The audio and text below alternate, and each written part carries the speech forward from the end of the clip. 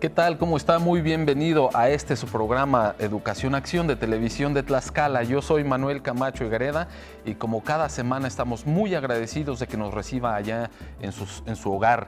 El programa, como ya lo sabe, trata de temas de educación. En esta ocasión platicaremos sobre algo muy importante para todos, que es la enseñanza de la historia.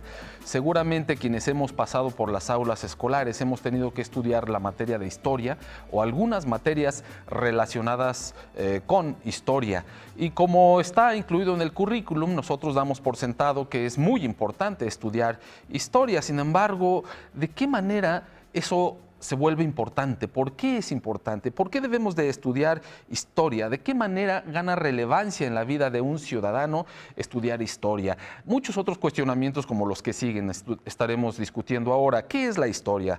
¿Qué es la enseñanza de la historia? ¿Cuáles son las implicaciones de estudiar historia? ¿Los beneficios, las ventajas? ¿Existen desventajas al estudiar historia?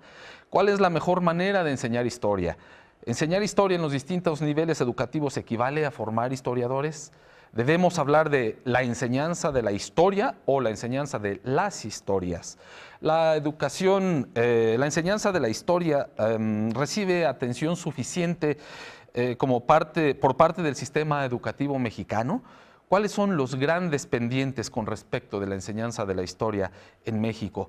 Para dilucidar acerca de estos temas que acabo de plantear, tenemos la visita nuevamente en este programa, que ya es su casa, siempre lo ha sido, de la doctora Ivonne Campos Rico. Ella es doctora en estudios de Asia y África por el Colegio de México, nada menos que una de las instituciones más importantes de México y del mundo en esta materia. Es también investigadora y docente de historia y estudios de género en múltiples niveles académicos. Doctora Ivonne Campos Rico, muy bienvenida nuevamente a este Gracias, espacio. Manuel. Gracias por la invitación.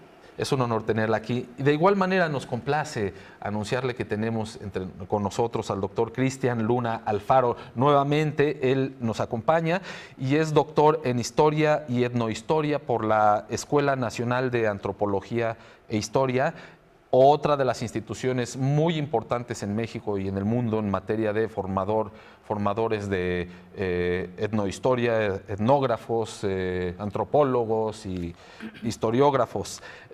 También es investigador y docente de género en múltiples niveles académicos. Doctor Cristian Luna Alfaro, sea bienvenido como las veces anteriores. Gracias Manuel, y gracias Ivonne también para aquí compartir un espacio con la gente de Tlaxcala. Pues ya decíamos, estudiar historia es importante porque está incluido en el currículum, nosotros suponemos. Pero, ¿qué hay detrás de la materia de historia? ¿Cuáles son las implicaciones de estudiar historia? Ya nos lo preguntábamos. Más importante todavía, ¿qué es la historia? Como para tener que estudiarla. No sé quién de los dos quisiera platicarnos qué es la historia. Bueno, si nos ponemos muy formales, digamos, tendríamos que decir que la historia es una narrativa que se construye a partir del conocimiento que tenemos o que logramos, alcanzar de hechos del pasado, puede ser pasado muy remoto o no tan pasado, y se necesita de alguien que elabore esa narrativa, y en este caso es el historiador, ¿no? Formalmente yo podría decir que esa es la historia, ¿no?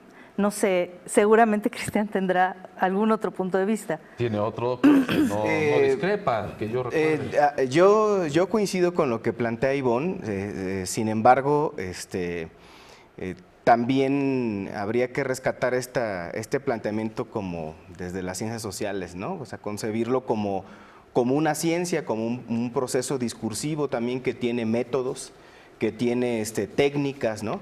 Y que en ese sentido nos acaba quizás distanciando de la labor también importante que hace el cronista, por ejemplo, ¿no?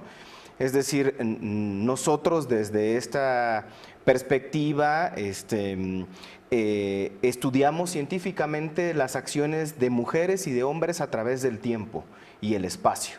Son las dos preocupaciones epistemológicas que se tienen desde esta ciencia, ¿no? Por tal motivo nos interesan aspectos de carácter cultural, sobre todo en el ámbito de cómo participan esas mujeres y esos hombres en su noción de tiempo, ¿no? Tenemos entonces, y justo luego en clases dialogamos sobre estas disyuntivas, ¿no? De cómo hay pueblos originarios que, aunque exista una iniciativa oficial de cómo, por ejemplo, ahora con la cuestión del horario de verano y demás prácticas, ¿no? Estas personas tienen el tiempo que denominan de Dios, por ejemplo, ¿no? Y que el mismo está trazado a partir de estas nociones de cuando el gallo canta, ¿no? Y cuando también estas aves van a dormir, ¿no? Entonces es su noción de día, ¿no? Y de jornada. Hay otras estructuras y formas de pensamiento en el mundo, ¿no? Donde la entrada a iniciar ser hombre, por ejemplo, ¿no? No está determinada por la obtención de una credencial para votar, por ejemplo, ¿no? Sino más bien el sacrificar o matar a un león, ¿no?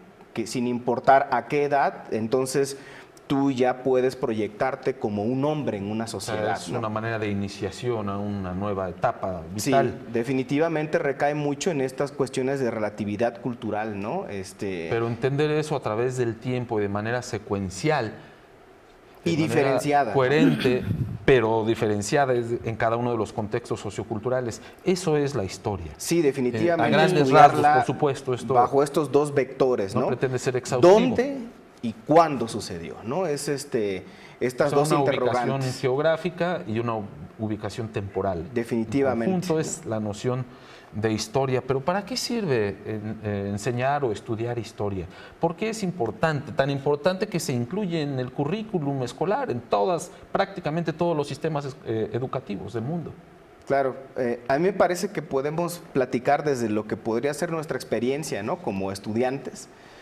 Hay gente que luego llega a pensar entonces que uno nace historiador, ¿no? O científico social, que siempre nos gustó ser o estar en la primera fila aprendiendo cosas a la manera en que los profesores te lo platicaban o incluso te lo imponían en el proceso de la memorización. No sé si fue tu caso, Ivonne. Sí, de hecho, esta idea que transmití al principio sobre qué es la historia proviene de esta forma en la que como historiadores fuimos, digamos, formados desde los niveles más básicos, ¿no? No quiero decir con esto que en el nivel básico empieza a formarse el historiador, sino que tú como historiador, como estudiante de historia, ya en el nivel, digamos, en la universidad, traes eso detrás, ¿no? Traes esa formalidad del texto, esa historia oficial, que es la que nos va formando como ciudadanos, que va formando parte de nuestra identidad nacional, etcétera. Y a partir de ahí uno empieza a cuestionar qué de esa historia tan formal, qué de esa narrativa construida por otro, con qué nos quedamos y qué criticamos y cómo vamos construyendo, ¿no? Usted hizo mención del nivel superior, pero el mayor énfasis históricamente en cuanto a la enseñanza de historia ha estado en los niveles básicos, primaria, secundaria. ¿Por qué se le ha dedicado ese espacio que ha tenido para que los sujetos aprendan historia? Y sobre todo, ¿qué implicaciones tiene para el sujeto? Sí, sobre todo creo que está considerado en el terreno del constructo de una identidad, ¿no? En un principio, sobre todo, los sistemas educativos están cercanos a las religiones esencialmente, ¿no? Las primeras formas de socializar un saber están íntimamente ligados a diversos discursos, ¿no? Que recaen en los pensamientos religiosos. Y es entonces comenzar a socializar la idea de que, por ejemplo, hubo un creador, ¿no? Y hay que agradecer y tener cierta cercanía, ¿no? con las autoridades, ¿no? Que los dioses han puesto en la tierra para hacer ciertos procesos de organización, respeto, coordinación, etcétera, etcétera, ¿no? Con el paso del tiempo y en el proceso de modernización de una sociedad, pues se va creando las repúblicas, los estados, los gobiernos, y entonces es necesario recrear los discursos históricos, ¿no? Y a partir de eso, bueno, pues es una de las principales inquietudes, ¿no? Procesos de cómo ir generando esta noción de ciudadanía, ¿no? De gente que sea respetuosa con autoridades, y que se comience a organizar en sociedad, así como lo que también se denomina desde tiempos romanos el proceso de civilización, ¿no? Pero ¿cómo estudiar historia? ¿Cómo un sujeto que estudia historia se vuelve respetuoso y responsable? ¿Respetuoso de qué? ¿Responsable ante qué? Historia pensada en esta dimensión geográfica y temporal como una secuencia de hechos que tienen que ellos aprender a manera de datos, lugares, personas, hechos. ¿Cómo aprender esos datos lo convierte en un sujeto responsable ante quién? Supongo ante la sociedad, ustedes me dirán, respetuoso de qué, supongo de los valores de la sociedad. Pero ¿cómo se da esa transición nada más por aprenderme datos? Sí, creo que aquí estás tocando dos puntos importantes. El primero es cómo nos enseñan la historia y por qué, exacto, y quiénes nos enseñan la historia y por qué resulta tan tedioso para todos, inclusive para los que nos gusta la historia, aprender de una manera tan plana, ¿no? A base de fechas, hechos o personajes, ¿no? Porque el otro asunto es que la historia en realidad la hacemos todos. Y cuando uno cae en esa idea, las fechas y los sujetos, digamos, considerados o llamados héroes nacionales, pues se quedan en el nicho, pero no hay una comprensión cabal de lo que ellos significan en la medida en que ellos emprendieron luchas o defendieron ideales. Porque nos quedamos en la biografía, en el lugar en donde fue, en el dato duro, ¿no?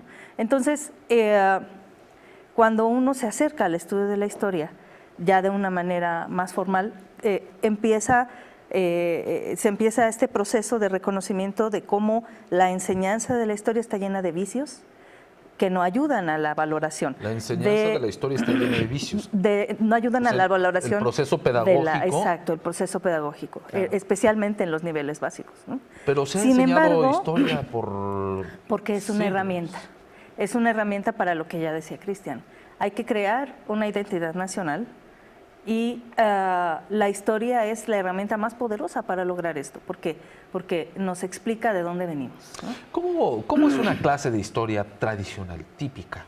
Bueno, hay una esencia, ¿no? Y que recae propiamente, sobre todo en esta figura, y esto es generalizado, ¿no? La figura del personaje que sabe, ¿no? Que es en este caso el docente.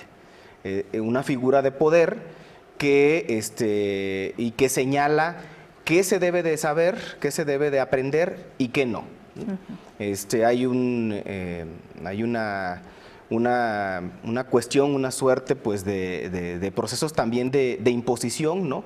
En el cual lo último que se va a preocupar un docente promedio es en explicar, pero sobre todo hacer un análisis y un balance de los procesos. Es decir, ¿por qué se dieron los hechos históricos, ¿no? ¿Quiénes participaron? Establecer relaciones causales, sí, asociación de y hacer hechos y circunstancias. Una serie de balances, de crítica, de análisis. ¿Qué hubiera pasado si esto? ¿Por qué intervinieron más tales personas? ¿Por qué sabemos de esto y no se sabe de otras cuestiones? Etcétera, etcétera, ¿no? En realidad, lo que la gente que en este país, por desgracia, ¿no? Implementa un saber por demás importante y necesario, como muchos más, ¿no? No son historiadores, ¿no? No son gente que ha pasado por un proceso de adiestramiento, ni siquiera técnico. O sea, enseñan historia a quienes no son historiadores. Definitivamente, pero eso también es un mal generalizado, ¿no? Puede haber docentes que han tenido formación pedagógica, no son historiadores, pero historiadores que sí son historiadores y no tienen formación pedagógica, eso, o sea, no saben enseñar la historia. Pero yo quisiera plantear otra pregunta antes de irnos al primer corte, la respondemos al volver. Ustedes ya hicieron alusión a la noción de historia como una especie de aprendizaje memorístico, en la idea tradicional de enseñanza y aprendizaje de historia, pero también han hecho alusión a la historia como la revisión de hechos ubicados en un tiempo, un espacio y una circunstancia, asociándolo con cuestiones causales para lograr una comprensión. Estaríamos, si no me equivoco, ustedes me corrigen, hablando de un pensamiento histórico del sujeto. Pero, ¿qué es lo necesario, qué es lo urgente? ¿Que el sujeto aprenda mucho de algo o que maneje una conciencia y un pensamiento histórico a partir de relaciones causales? ¿Esto qué les parece si lo respondemos al volver de este corte? Por favor, no le cambie, siga con nosotros, es un tema muy interesante.